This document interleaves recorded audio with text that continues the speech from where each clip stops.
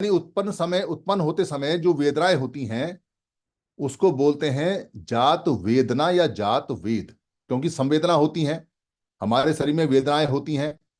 तो खास तौर से ये जात वेद महिलाओं के लिए होता है। जब महिलाएं परिवश में होती हैं, बच्चे पैदा होने वाले होते हैं, उस समय उनको जो वेदनाएं होती हैं उत्पन्न, क्योंकि वो एक जीते जागते जीव को पैदा करती हैं, उस समय प्रकृति से लड़ती हैं, तो वेदनाएं बहुत तीव्र होती हैं। इसलिए इसका जिक्र पाली में है जात वेद। दूसरा शब्द है जात रूप। जात रूप को आज के समय सोना बोलते हैं, पर यह बच्चे से है, क्योंकि बच्चा जब पैदा होता है, जात होती है उसकी, तो उसका जो रूप होता है, रूप का मतलब शरीर है, रूप का मतलब जो फिजिकल स्टेट है, भौतिक अवस्था है, कोई भी वस्तु जो होती है उसको रूप बोलते थे पुराने समय। उसी से रुपया बना हुआ है, रूप से ही रुपया बना हुआ है, और रूप बहुत सारी चीजों में चलता है। तो जात रूप का मतलब जो बच्चा पैदा होता है जिस रंग का होता है उसको जात रूप बोलते हैं, कि ये इसका पैदा होने का रूप है। और उसी को बाद में सोना बोला गया, क्योंकि सोने का भी ऐसा ही रंग होता था जैसा बच्चा पैदा होता है, सुनहरा। तो जात रूप उसे बोलते हैं।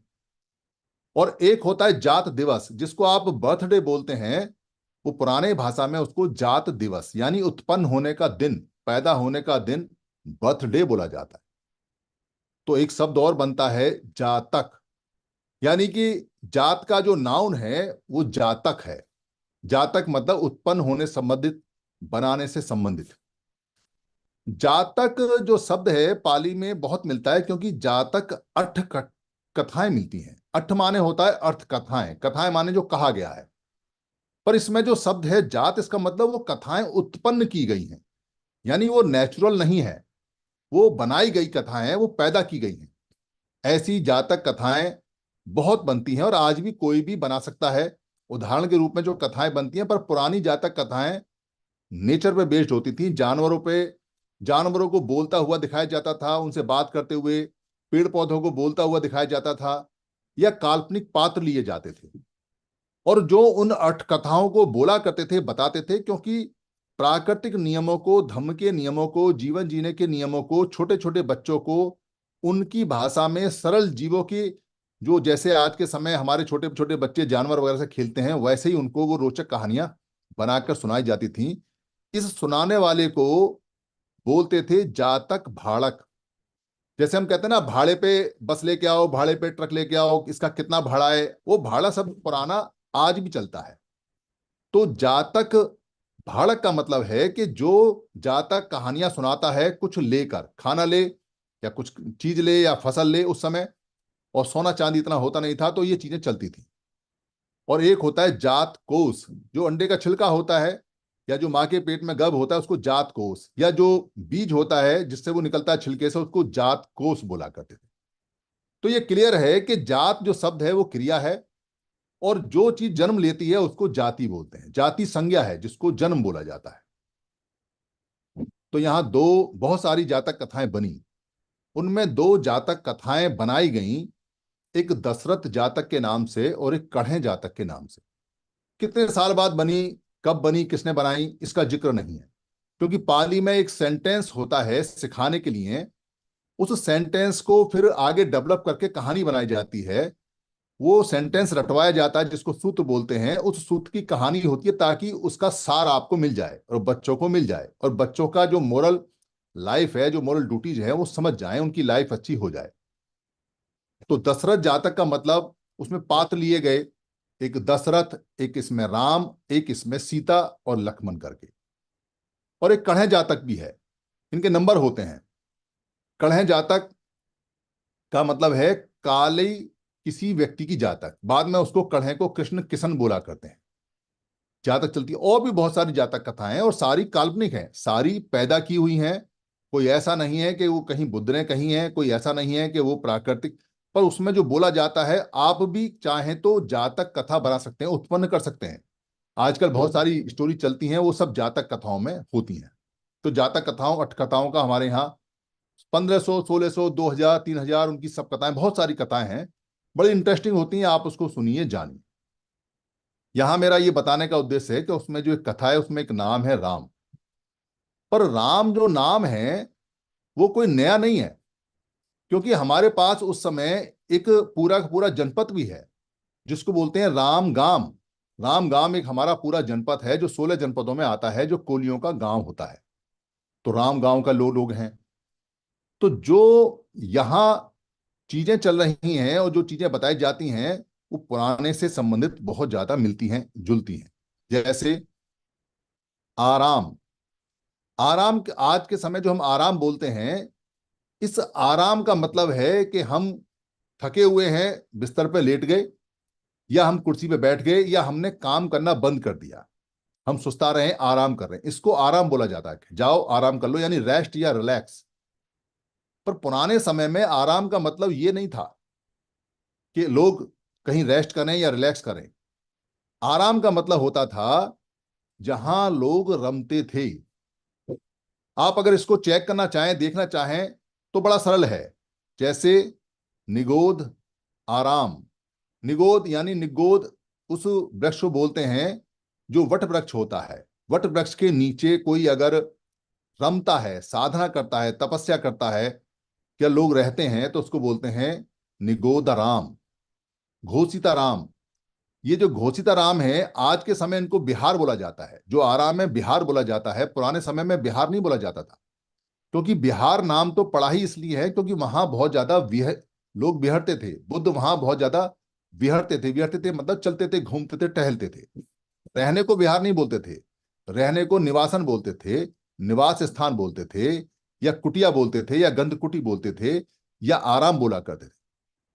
तो घोषिताराम एक और जगह का नाम है जहां बुद्ध अपने भिक्षुओं के साथ में तपस्या साधना रमते थे। एक है पुब्बाराम जो पूर्व में या पूर्व में बना था, पुब्बाराम। ये सारे नाम दिए हुए हैं पुराने साहित्य में। एक है जैतवन आराम। जैतवन के राजकुमार ने जो उनको रमने के लिए जगह दी उसको जैतवना राम बोलते हैं। और जैनियों में एक होता है जो जैन महावीर जैन है, तिथ्याराम। यानी जहां तीर्थंकर रुकते थे और जहां रमते थे, साधना करते थे, उनको तिथ्याराम बोलते हैं। और अशोक वाटिका का नाम आपने सुना होगा। दरअसल उसका पूरा नाम है अशोका राम। क्योंकि वाट और वाटिका जो शब्द है उसका मतलब घेरा होता है, बाड़ा होता है।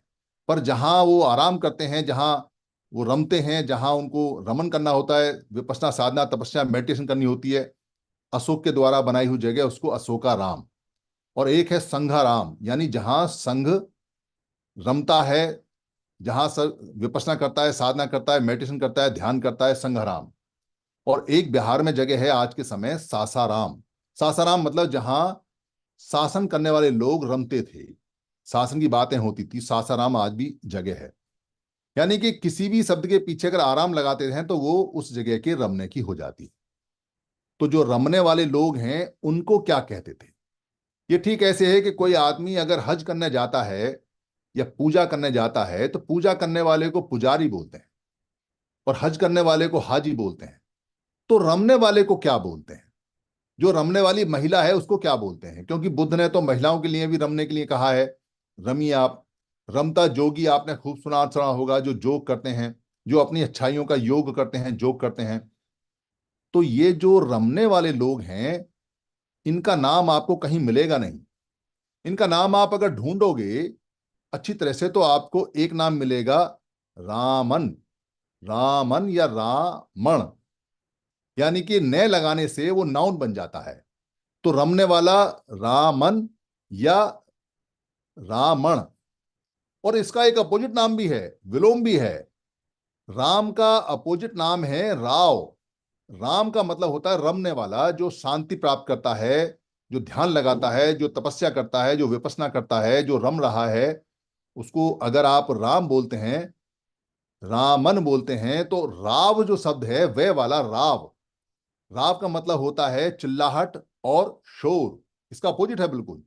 और अगर उस कोई व्यक्ति राव करता है, रवता है, तो उसको बोलते हैं रावण। यानी कि वो व्यक्ति चिल्लाने वाला, शोर करने वाला, शांति करने वाला, इसका अपोजिट शब्द भी है। तो राम जो शब्द है वो रमने वाले को बोलते हैं। और ये जो शब्द है इसको रामू, रमतू, राम बोला जाता है। और जो महिला है उसको बोला जाता है रमा, रामा, रमया। और नेपाल के अंदर रामरी बोला जाता है, रामरी। तो ये जितने भी शब्द हैं जो राम से बने हुए हैं उसमें नर के भी हैं और नारी के भी हैं। यानी जो रमता है और जो रमती है उनके अलग अलग शब्द हैं। और एक शब्द भी चलता है राम, यानी जो रमता है। तो पुराने समय में जब बुद्ध के बाद की कहानी है ये, बुद्ध के बाद में जब लोग रमते थे तो उन सबको राम करके बोला जाता था। तो वहां इतने ज्यादा लोग रमते थे, इतने ज्यादा लोग रमते थे कि उनके नाम के आगे पीछे राम पढ़ने लगे। और ये वही जगह है जहां बुद्ध ने विपස්සना, साधना, तपस्या, तप, ध्यान सारा सारा सिखाया। सारे लोग वो किया किया करते थे। तो टोटल जो राम है वो है विश्लेषण, यानी एडजेक्टिव। वो नाउन नहीं है, व्यक्ति नहीं है। दरअसल अगर आप रमते हैं तो आप राम हो जाते हैं, और अगर आप रमेंगे नहीं तो फिर आपका नाम के हिसाब से होगा। जैसे हाज करने वाले को बाद तक भी हाजी जी बोलते हैं, वैसे ही रमने वाले को राम बोला जाने लगा। तो बहुत लोग रमते थे, आज भी रमते हैं। तो जहां जहां रमते हैं उन जगह के नाम भी पड़े। रामगढ़, रामपुर, रामपुरा, रामागढ़ या रामा बिहार, बहुत सारे नाम आपको राम के मिल जाएंगे। तो आप अगर ध्यान से देखेंगे और जानेंगे, उन नामों को उठाएंगे जो नाम प्रचलित हैं, तो आपको दो बातें क्लियर होंगी। पहली बात तो ये क्लियर होगी कि पुराने समय में बुद्ध के साहित्य में, जैन के साहित्य में आपको राम नाम से व्यक्तियों के नाम नहीं मिलते। रमने वालों को उस समय धम्मिक बोला जाता था, या जो साधना ध्यान करता था तपस्याचार्य या तपस्वी बोला जाता था बाद के समय। पर रमने वाले का बहुत बाद में जाके नाम राम पड़ा, बहुत बाद में। और ये नाम आसान था तो इसलिए ये नाम बहुत फेमस हुआ और रमने वालों की संख्या बहुत हो गई। तो पूरी की पूरी जगह वहां राम के नाम से जो लोग रमते थे वो भर गई। जैसे राम बिहारी, यानी जो बिहार के अंदर रमता है वो राम बिहारी हो गया। या राम आसरे, यानी जो आसन पे बैठ के रमता है, राम आसरे। या राम बल, यानी जो रमने से बल प्राप्त करता है, राम बल। या बल राम, यानी जो रमने से बल को प्राप्त करता है, बल राम। जिसके वचन रमते समय अच्छे हैं उसको सुवचन राम या राम वचन। या जो रमते रमते देख लेता है, सारी चीजें देखना शुरू शुरू कर देता है, उसको बोलते हैं राम दस्सु या राम दास। वो राम दस्सु या राम दास हो गया। जिसको रमने में आनंद आता है वो रामानंद हो गया। और जो सागर के तट पे रमता है उसको बोलते हैं रामानंद सागर। और जो गंगा के तट पे रमता है उसको बोलते हैं गंगा राम या राम गंगा। ये जानकारी इतनी जबरदस्त है क्योंकि जो जो व्यक्ति जो अरिय के लिए लड़ते हैं, जो अरि मार्ग पे जाते हैं, उनको बोलते हैं राम अरि, बाद में राम हरि हो गया या हरि राम हो गया, यानी अरिय मार्ग पर जाने वाले। या जो बिहार में रमता है तो राम बिहारी हो गया। जो खेलते खेलते रमता है वो राम खिलावन हो गया। जो चंद्रमा की रोशनी में रमता है वो राम चंद हो गया। जो काला व्यक्ति रमता है वो राम कृष्ण हो गया। ये सारे के सारे जितने भी हैं, बाद में अगर राम लगाते हैं तो जो रमते रमते जीत गया उसको जीत राम। जो रमते रमते खुश हो गया उसको खुशी राम। जो रमते रमते अरिय हो गया उसको हरि राम। तो राम के बहुत सारे नाम मिलते हैं, पर ये सारे के सारे विश्लेषक हैं, विश्लेषण हैं, एडजेक्टिव हैं। कोई ना कोई खासियत रखते हैं रमने की। आप किसी भी नाम को उठा लीजिए, किसी भी नाम को उठा लीजिए, जिसके पहले राम हो जिसके बाद में राम हो, वो कोई ना कोई विशेषता बताएगा। तो इतना ज्यादा फेमस होने के बाद में, इतने ज्यादा लोग जब रमने लगे, तो उनका फायदा लेने के लिए, उन्हें अपने मत में लेने के लिए व्यक्तिवाचक बनाया गया, व्यक्तिवाचक बना।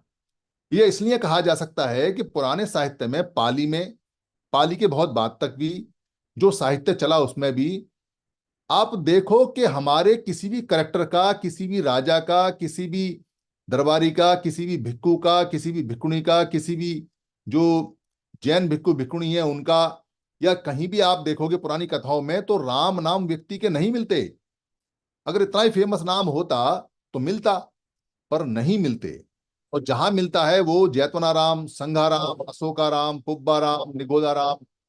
ये हमें आराम के, यानी बगीचों के, वाटिकाओं के, जहां हम तप साधना करते थे उसके मिलते हैं, या शहरों के नाम पे मिलते हैं। व्यक्ति के नाम पे कोई मिलता नहीं। पर हमें झगड़ा नहीं करना चाहिए। क्योंकि जिसकी मान्यता व्यक्तिगत है वो उसके साथ है, और जिसकी मान्यता विश्लेषक है, जो एडजेक्टिव के साथ है, वो उसके साथ है। बातें जब क्लियर होती हैं तो हमें पता चलता है कि कैसे कोई चीज जब फेमस होती है, कैसे कोई चीज जब बड़ी हो जाती है, तो उसका कैसे फायदा उठाया जा सकता है। ये एक टेक्निक है। ये टेक्निक इसलिए भी है कि भारत के अंदर अगर कोई नाम फेमस हो जाए तो लोग उसका नाम रख लेते हैं। कोई जगह फेमस हो जाए तो लोग उसका जगह रख लेते हैं। कोई हीरोइन फेमस हो जाए तो अपने बच्चों का नाम हीरोइन पर रख लेते हैं। कोई हीरो फेमस हो जाए तो अपने बच्चों का नाम हीरो रख लेते हैं। पर विलेन का नाम कोई नहीं रखता। इसलिए राम के नाम तो लोगों ने रखे क्योंकि रमने वाले थे, पर रावण के नाम नहीं रखे, क्योंकि राव का मतलब होता है चिल्लाहट और अशांति, इसलिए रावण नहीं होता। पर राम और रावण जो शब्द है साथ चलते हैं, क्योंकि एक दूसरे के विलोम है। वो है कि जो रमेगा वो रमन हो जाएगा, और जो रमेगा नहीं वो रावण हो जाएगा। उसमें चिल्लाहट और उसमें शोर आएगी। पाली के अंदर कोई भी व्यक्ति राव का जो अर्थ है वो चेक कर सकता है।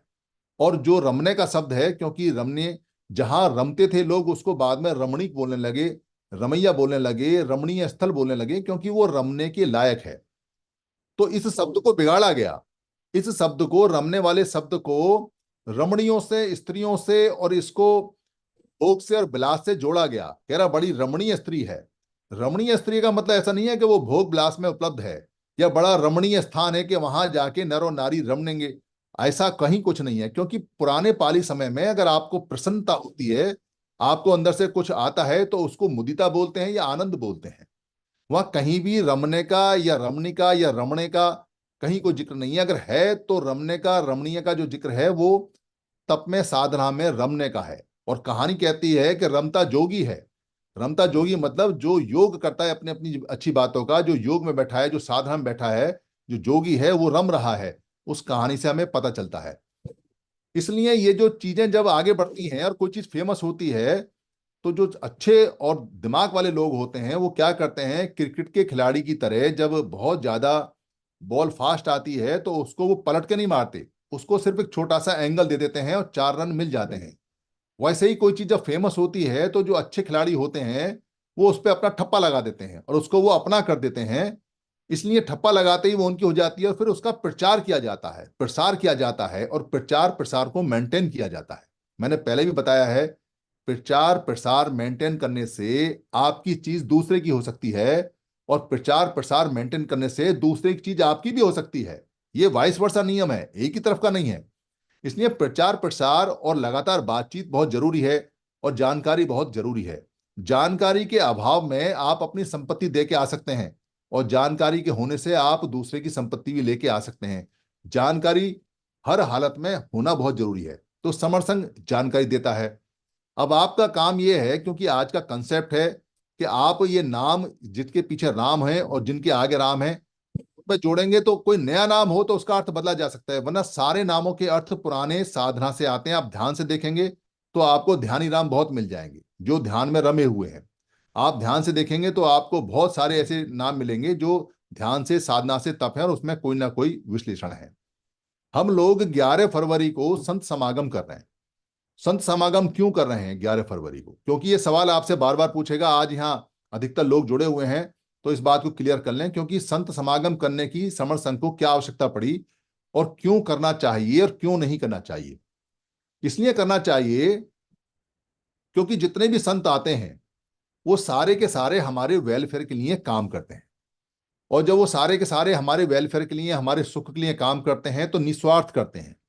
उनका कोई स्वार्थ नहीं होता। यहां तक कि वो अपनी जमीन जायदाद भी छोड़ देते हैं, अपना जीवन भी छोड़ देते हैं, अपना खाना पीना लिमिटेड कर देते हैं, उनके कपड़े भी एक आध जोड़ी होते हैं। और वो दिन रात लोगों को जोड़ने के लिए, लोगों की सुख सुविधा के लिए वचन करते हैं, प्रवचन करते हैं, बताते हैं, चलते हैं। फिर उनके अनुयायी उनके साथ हो जाते हैं, जो उनको सहयोग करते हैं। कारवां बढ़ता है, कारवां बढ़ता है तो वो एक समुदाय बन जाता है, एक संप्रदाय बन जाता है, और फिर वो लोगों का ज्यादा वेलफेयर करता है। यहां तक बात ठीक है। पर जैसे ही वो संत मरता है, पहले तो संत का मतलब समझे क्या है। संत का मतलब है जिसने अपने सारे राग द्वेष का अंत कर लिया, यानी सह का अंत कर लिया, निज का अंत कर लिया, उसको संत बोलते हैं। तो जैसे ही संत खत्म होता है, मरता है, उसके द्वारा एक बहुत बड़ी संपत्ति बनती है, सामाजिक संपत्ति। वो सामाजिक संपत्ति होती है जो लोग उसमें यकीन करते हैं, विश्वास करते हैं, उसके नाम में विश्वास करते हैं। बस यहां से खेल खराब हो जाता है। खेल खराब ये होता है कि उस संत की इस सामाजिक संपत्ति को, जो उसके विश्वास में, जो उसके नाम में आती है, उसके बंटवारे को लेके अलग अलग गुट और डेरे और आश्रम बन जाते हैं। लोग दावेदार बन जाते हैं। संत की बात को कोई नहीं समझा, पर संत की संपत्ति को लेने के लिए होड़ मच जाती है। और फिर वो संत के कई सारे टुकड़े कर देते हैं, और फिर संत कई सारे टुकड़ों में मरने के बाद में बट जाता है। ये सारी दुनिया के संतों में होता है। 4,000 से ऊपर मत चलते हैं पूरे भारत में, पूरी दुनिया में। 4,000 से ऊपर हैं, 4,500 से भी ऊपर हैं। तो 4,500 से ऊपर जो मत हैं, इनके सारे संत जब तक रहते हैं तब तक तो मत ठीक चलता है। पर जैसे ही संत की आंख बंद होती है, उनके मतों के टुकड़े हो जाते हैं। तो संत आते रहते हैं, संत जाते रहते हैं, संत आते रहेंगे, संत जाते रहेंगे। ये संतों का कहानी चलती रहती है। पर इससे सबसे बड़ा नुकसान ये है कि संतों की जो वाणी होती है, उससे जो फायदा होना होता है, उसकी बजाय फिर नुकसान होना शुरू हो जाता है।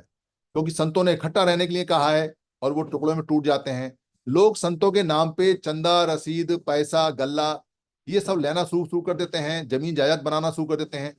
जो संत अपनी सारी जमीन जायदाद छोड़ के लोगों को उपदेश देता है, लोगों को बताता है, वही संत के नाम पर जमीन जायदाद इकट्ठी होनी शुरू हो जाती है। उससे और बेड़ा गर्क हो जाता है। फिर वहां पर कट्टरता आ जाती है। कट्टरता इसलिए आती है क्योंकि अगर आप प्यार से मांगो, राजी राजी मानोगे तो ठीक है, वरना गैर राजी वो आपसे मनवा लेंगे। फिर वहां झगड़े होते हैं, फिर संतों के बंटवारे और टुकड़े हो जाते हैं। फिर संतों में आपस में जो उनके अनुयायी होते हैं, वो अपने दुकान को, अपने गल्ले को, अपना ज्यादा पैसा इकट्ठा करने के चक्कर में अपने संत को बड़ा बताते हैं। तो हर एक व्यक्ति अपने संत को बड़ा बताता है, तो दूसरे के संत को छोटा भी बताता है। तो संतों में भेद पैदा कर देते हैं, संतों में छोटे बड़े भेद कर देते हैं। फिर संतों की वेशभूषा में अंतर करते हैं, क्योंकि हर एक संत जो होता है फक्कड़ और फकीर टाइप का होता है, सूफी टाइप का। उसको क्या पहनना है, क्या खाना है, क्या उड़ना है, उसको चिंता नहीं होती। वो बड़े मस्त मौला होते हैं। पर जितने भी लोग हैं, वो उस वेशभूषा को, रंग को, माला को, टोपी को, गमछे को एक पैटर्न बना देते हैं, एक परंपरा बना देते हैं। और उस परंपरा में खुद भी कैद होते हैं, और अपने और जो लोग हैं उनको भी कैद करते हैं। फिर वो दूसरे संत के यहां जाने से रोकते भी हैं। तो संतों में प्यार की बजाय आपस में वैमनस्य पनप गया। और हमारे संत समणों के सबसे ज्यादा संत हैं। पर कमाल की बात यह है कि भारत के जितने भी समण संत हैं, उन सब ने जो बताया है वो एक ही बात बताई है। प्यार से रहना है, भाईचारे से रहना है, हत्या नहीं करनी है, चोरी नहीं करनी है, व्यभिचार नहीं करना है, शराब नहीं पीनी है, झूठ नहीं बोलना है, गंदे काम नहीं करने हैं, अच्छे काम करने हैं, जीवन को सुखी करना है, कम से कम में काम चलाना है। यही बातें हैं जो सारे संतों ने बताई हैं। उनकी आप इसको वेरीफाई कर लीजिए, सारे संतों को पढ़ लीजिए। उनकी भाषा में अंतर हो सकता है, उनके बोलने में अंतर हो सकता है, उनके बताने में अंतर हो सकता है, पर सार में अंतर नहीं है। सार यही है सबका। तो हमने ये देखा, यानी समर संघ ने स्टडी किया कि लोगों को जुड़ने में दिक्कत कहां आ रही है। लोग जुड़ना चाहते हैं तो जुड़ क्यों नहीं रहे हैं। तो हमने ये देखा और ये पाया, ये संत सारे के सारे दिन रात मेहनत करते हैं, पर एक साथ बैठ के चाय नहीं पीते।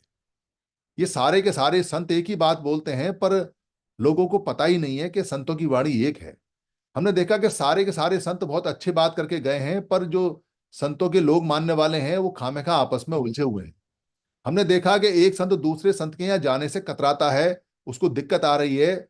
फिर हमने ये देखा कि सारे संतों को बैठने के लिए कोई प्लेटफॉर्म ही नहीं है। तो ध्यान लगाया कि क्या पहले कभी कोई प्लेटफॉर्म था जहां जहां सारे संत बैठते हों। तो ये पाया गया कि जो संत गुरु रविदास जी हैं, उन्होंने संत समागम के रूप में किया, जहां सारे संत आए थे, और वहां उनकी आपस में बैठ के बातचीत हुई, जो भी हुई जैसा बताया जाता है। तो संत समागम होना चाहिए, तो सारे संतों को एक साथ आना चाहिए। तो फिर ऐसा भी होना चाहिए कि जितने भी अनुयायी हैं, वो किसी भी संत के यहाँ जाए, किसी के यहाँ आए। यानी जो रविदास जी को मानने वाला है, वो कबीर साहब के यहाँ भी जाए। वो जो वाल्मीकि लोग हैं हमारे, चाहे बेशक उनके संतों में कोई मत हो सकता है, भेद हो सकता है, पर हम वहां जाएं, क्योंकि लोग वो हमारे हैं। जो गाडगे साहब के संत हैं वहां जाएं, जो नामदेव के संत हैं वो वहां जाएं, जो सतनामी लोग गुरु घासीदास के संत हैं वो वहां जाएं, या जो गुरु हरचंद ठाकुर के जो संत हैं वहां जाएं, या जो गुरु और हमारे हैं उनके यहाँ वो जाएं। दुर्बलनाथ महाराज हैं, गरीबनाथ महाराज हैं, बहुत सारे संत हैं, 120 से ज्यादा संत हैं। तो संतों का समागम इसलिए आवश्यक है क्योंकि हमें जुड़ना है। और हमें जुड़ना है तो लोगों को ये बताना है कि संत एक हैं, संत एक साथ बैठते हैं, एक साथ खाते हैं, एक साथ चाय पीते हैं, एक साथ रुकते हैं। तो जब संत एक साथ बैठ सकते हैं तो तुमको क्या परेशानी है भाई। आओ, क्यों संतों के नाम पे मतभेद करते हो। हरियाणा के अंदर जिस संत की मान्यता है उस संत की मान्यता महाराष्ट्र के अंदर नहीं है। महाराष्ट्र के अंदर जिस संत की मान्यता है उसकी तमिलनाडु के अंदर नहीं है। तमिलनाडु के अंदर जिस संत की मान्यता है राजस्थान में नहीं है। राजस्थान की जिस संत की मान्यता है उसकी उत्तराखंड में नहीं है। क्यों नहीं है? जब समणों की सारी बात है, और पुराने समय में ऐसा नहीं हो सकता कि एक संत जो तमिलनाडु में तमिल जानता है वो आके वहां हिमाचल प्रदेश में सिखाए। इम्पॉसिबल है, हो नहीं सकता, क्योंकि भाषा का अलग अलग है। या जो संत केरल में बैठा हुआ है वो आके उत्तर प्रदेश में सिखाए, तो अलग अलग भाषा के संत अलग अलग ही बताएंगे। उनके आने जाने के माध्यम नहीं है, संसाधन नहीं है। पर आज के समय तो हमारे पास ये जानकारी है कि सारे के सारे संत एक ही हैं। इसलिए संत का जो समागम है वो हम यहाँ कर रहे हैं। और वो समागम इसलिए इंपॉर्टेंट है क्योंकि समागम से लोग जुड़े होते हैं। हमको लोगों को जोड़ना है। संत जुड़ेंगे तो उनके अनुयायियों को ये सोचने के लिए मजबूर होना पड़ेगा कि सारे संत एक हैं, तो उनके जो आपस में वैमनस्य हैं, आपस में जो उनकी कटु बातें हैं वो दूर होंगी। जो बुद्ध के अनुयायी हैं वो रविदास जी के अनुयायी के जो डेरे हैं उनमें जाएं, और जो रविदास जी के अनुयायी हैं वो बुद्ध के डेरों में जाएं।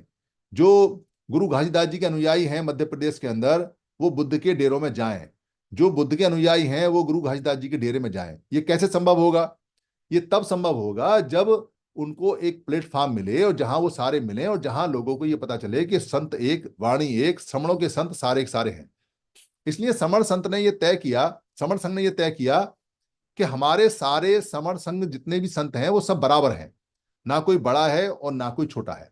क्योंकि जो समण संघ है उसका कोई व्यक्तिगत संत के प्रति लगाव नहीं है। वो सारे संतों को मानता है, सारी मान्यता को मानता है, पर एक मान्यता को प्रमोट नहीं करता। कोई ये कहे कि जी मेरा संत है, इसको आप प्रमोट करो, इसको आगे बढ़ाओ, इसी को मानो और बाकी को नहीं मानो, समर संघ ऐसा नहीं करता। क्योंकि समर संघ के जितने भी संत हैं, समर संत जितने भी हैं, वो सारे के सारे समणों के हैं। और हमें लोगों में भेद नहीं करना है, क्योंकि हम कोई राजनीतिक पार्टी नहीं है जो भेद करें। हम कोई चंदा नहीं इकट्ठा करते कि हमारा चंदा खराब हो जाएगा अगर हम करें। तो चंदे वाले भेद करें, राजनीति वाले भेद करें, या जिनको लड़ना है आपस में वो भेद करें। हम क्यों भेद करें? तो समर संघ भेद नहीं करता। इसलिए सब लोगों को ये बताने के लिए और ये समझाने के लिए कि आओ भाई आके देखो और बैठो, समर संघ से अच्छा प्लेटफॉर्म अभी तक भारत में नहीं है। कोई उससे अच्छा होगा तो हम खुद चले जाएंगे उसके पास में, हमें कोई दिक्कत नहीं, हमारा काम आसान हो जाएगा, बल्कि हमें काम करने की आवश्यकता नहीं है। पर जब तक काम नहीं बनता है तब तक हमें जाना चाहिए।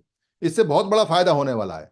इससे फायदा ये होने वाला है कि जैसे आज सुबह रवि महाराज जी से बात हो रही थी, वो रविदास मंदिर में वहां काम करते हैं, और वहां बुद्ध के लोग भी काम करते हैं, वहां वाल्मीकि लोग के भी काम करते हैं।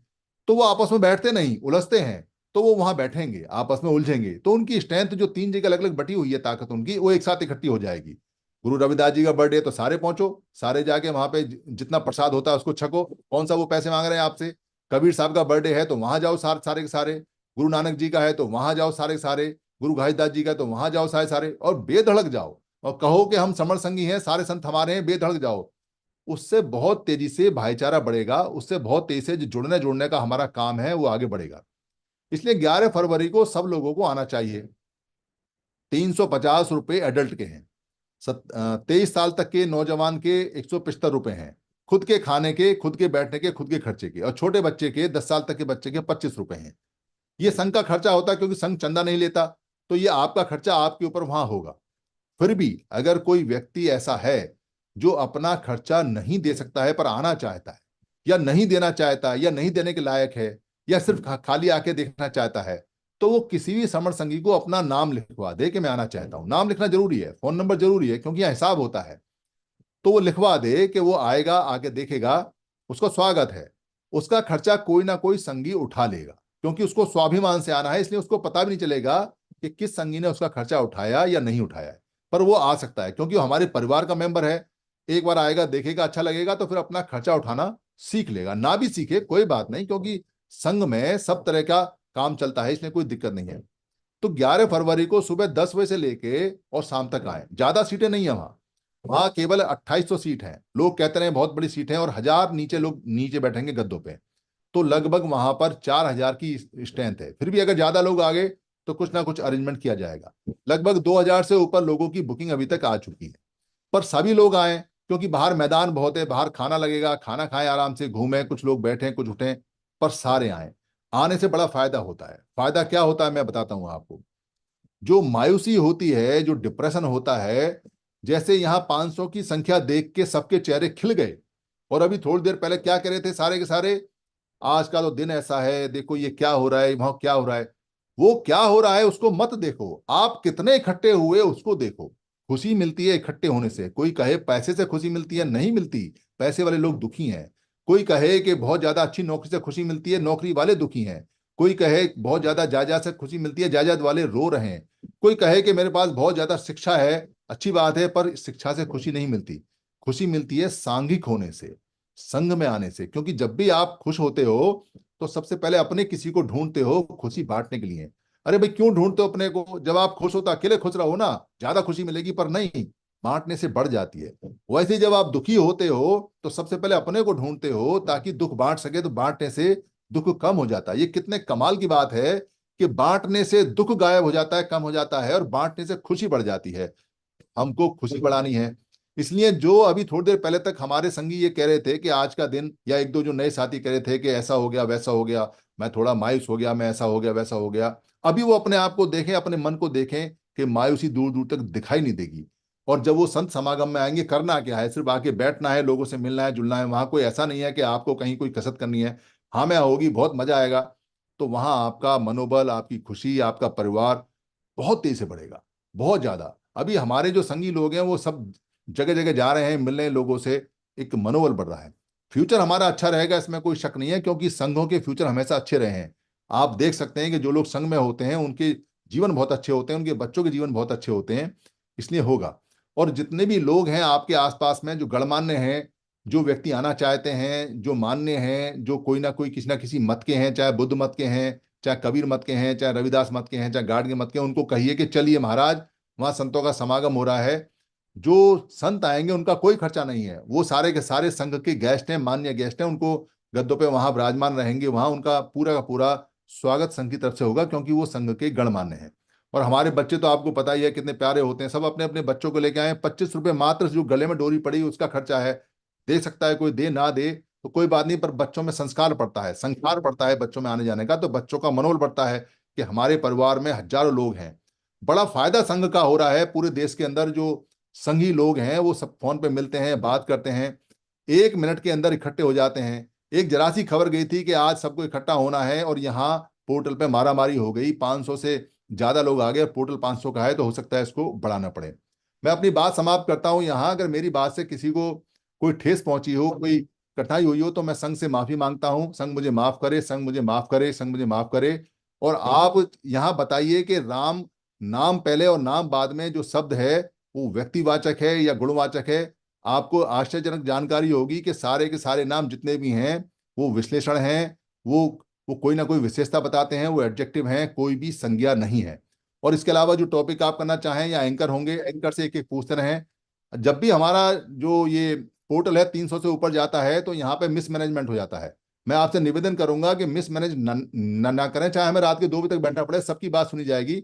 पर थोड़ा पेशेंस रखें, पेशेंस के साथ दें, और आराम से पूछें। हो सकता है कि एक बात जो आप पूछें उसमें सबका उत्तर हो जाए, तो हड़बड़ी ना मचाएं। और जो पके हुए संगी हैं, पुराने संगी हैं, वो कृपया करके शांति रखें और शांति बना के रखें। जो नए लोग आए हैं, जो नए संगी हैं, उनको पहले मौका दें। उससे हमारी व्यवस्था अच्छी बताएगी। हम तो रोज रोज ही बात करते हैं, जो नए साथी हमारे आए हैं वो आज यहाँ बात करें। संघ नमामि, संघ नमामि, संघ नमामि। धन्यवाद।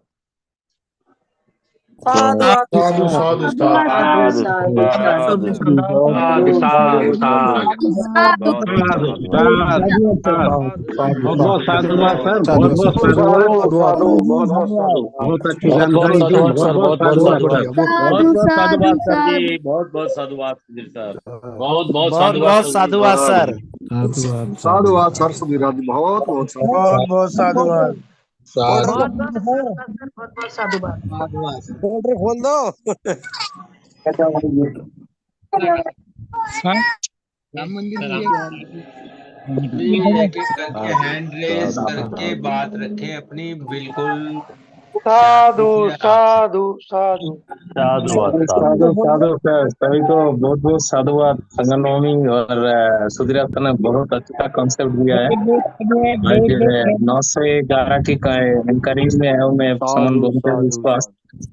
नए साथी को परिचय लेना शुरू करना चाहिए, सभी जी साथी सर, एंकर नहीं साथी जो भी तो दे। साथी है प्लीज अपना परिचय दे, और कोई कॉन्सेप्ट के रिगार्डिंग किसी का कोई क्वेश्चन हो जरूर रखें। जी सर, हैंड रेस करके जरूर आए। हेलो। जी सर। हाँ सर, मैं राजेश कुमार बहुत हरदोई अभी लखनऊ से। मैं मेरी भी 9 से 11 एंकरिंग में है, हाजिर हूँ। जी सर, साधुवाद। ये सर, आप विजय नीता जलवन सर मंजिल मैं भी। धर्मेंद्र समाट द्वारका दिल्ली से